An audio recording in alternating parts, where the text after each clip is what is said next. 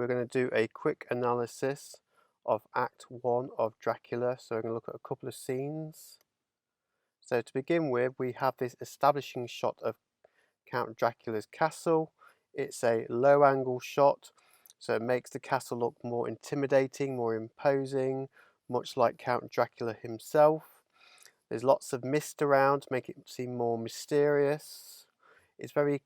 And the diegetic sound is very quiet as well. It's almost like there's no life in the area, which kind of represents the undead and Dracula himself. And we are introduced to the crypt. So this is a wide shot of the crypt. We see a coffin in the background. The camera is pushing into the coffin to make audiences aware that this is an important prop. So this is a conventional code of the vampire genre, that vampires do sleep in coffins because they are undead, and it also protects them from sunlight. And if we look at the hand coming out of the coffin, it's not like a normal hand, it's very distorted to show that these vampires are not like regular people, that they are creatures. We have images of different various like creatures in the crypt to suggest that vampires are like creatures, that they are creepy and menacing like different creatures can be. So here we have one of Dracula's brides. So she looks very unemotional, very ghostly. So this would fit in quite nicely with her being undead. Again, we have all these images that are supposed to be a bit grotesque, a bit horrible. Now here we have a very famous pushing shot going towards Dracula.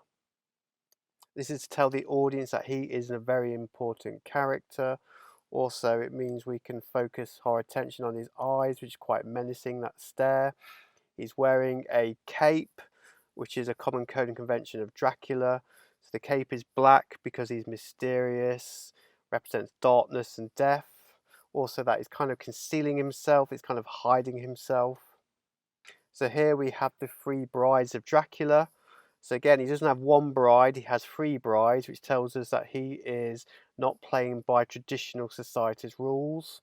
And also these three brides are, in terms of blocking, they're not placed next to each other. There's a distance between the three of them, which shows a lack of warmth, a lack of like the fact that they like each other. So these are very cold characters.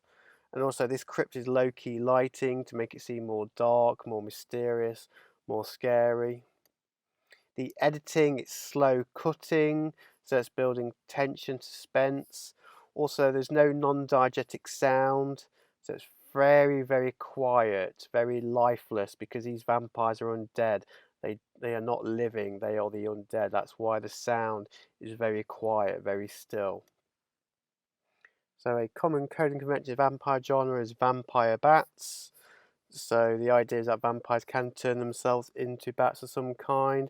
Very much like the Lost Boys, they have very much like bat-like features where they sleep upside down in a cave. Now in this sequence, Dracula tends to be shot from a low angle, while Renfield tends to be shot from a high angle, and I'll explain why in a second. And in this shot here, you notice that Dracula is positioned higher than Renfield to show that Dracula is the one with power, while Renfield, this lack of power, he's in a situation he's not used to. He's a stranger in Dracula's castle. So here we have that high angle shot of Renfield.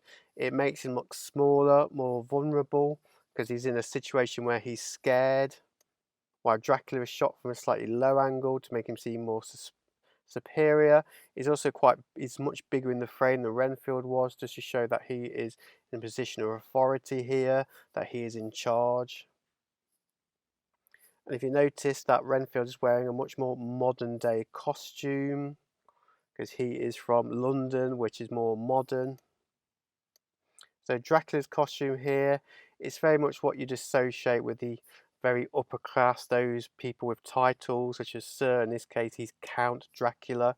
So this would fit quite nicely with his title and his position in society. So here we have diegetic sound of a wolf outside. So wolves are predators, just like Dracula. It also reinforces the fact that Renfield is in a location, which can be very dangerous. So from like different creatures. So the wolves are like Dracula himself. They're both predators. They're both going to stalk victims of some kind.